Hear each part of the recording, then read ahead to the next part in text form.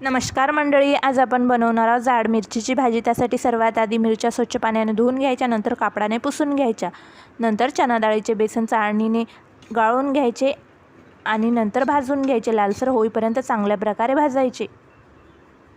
नंतर मिरचीला अशा प्रकारे मधातून काप करायचे आणि त्यामधल्या सर्व बिया काढून घ्यायच्या। एक दोन बिया राहिल्या तरी चालेल। ह्याच प्रकारे सर्व मिरच्याच्या बिया काढून घ्यायच्या।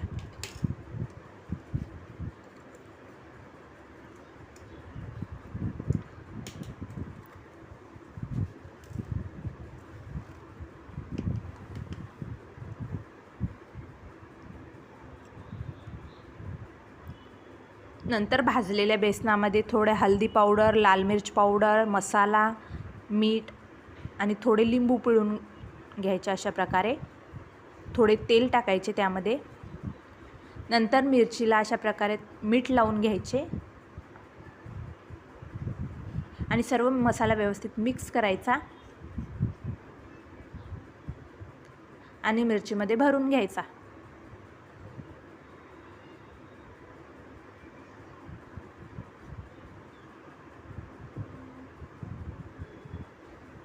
नंतर कढईमध्ये थोडे तेल गरम करायचे, त्यामध्ये थोडे जिरे, थोडा हिंग टाकायचा आणि नंतर मिरच्या टाकायच्या। मिरच्या अशा प्रकारे मिक्स करायच्या आणि झाकण ठेवायचे, त्यावर पाणी टाकायचे। अशा प्रकारे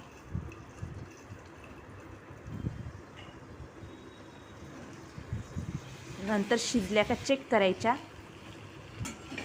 व्यवस्थित शिजल्या का चेक करायच्या। नसेल शिजल्या तर पुन्हा झाकण ठेवून शिजून घ्यायच्या। अशा प्रकारे तयार आहे आपली मिरचीची भाजी। खूप चविष्ट लागते, तुम्ही एक वेळा नक्की ट्राय करा। आणि आपली रेसिपी आवडली असेल शुभांगी रेसिपीला सबस्क्राईब करा।